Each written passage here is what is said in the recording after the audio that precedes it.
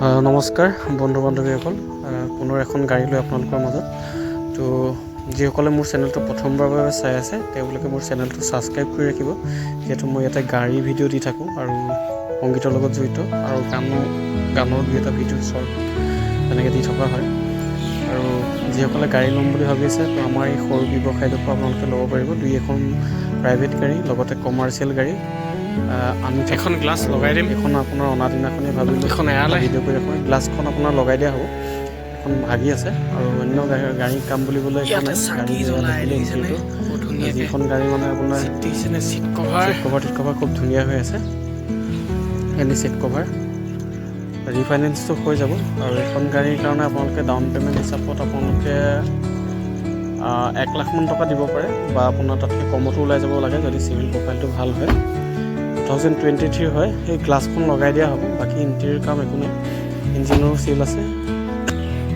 আৰু কোনোবাই যদি ইগনিছ বিচাৰি আছে তেনেহ'লে আপোনালোকে এইখন ল'ব পাৰে। 2023 হয়, টিপটপ কণ্ডিশ্যনৰ হয়। আৰু বিশেষ ক'বলগীয়া নাই, গাড়ীখন ইগনিছ গাড়ীৰ বিষয়ে সকলোৱে জানেই। তো এইখন যদি আপোনালোকে লওঁ বুলি ভাবে আপোনালোকে আহিব লাগিব, যোৰহাটলৈ আহিব লাগিব। আৰু স্ক্ৰীণত মই ফোন নম্বৰটো দি দিম।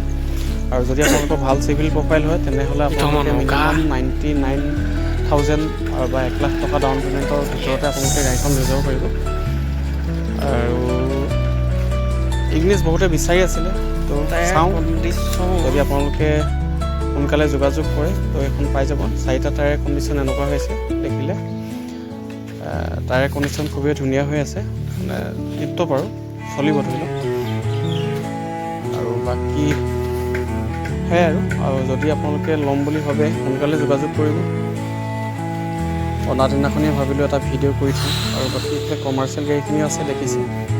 তো কোনোবাই যদি কমাৰ্চিয়েলো ল'ম বুলি ভাবে যোগাযোগ কৰিব।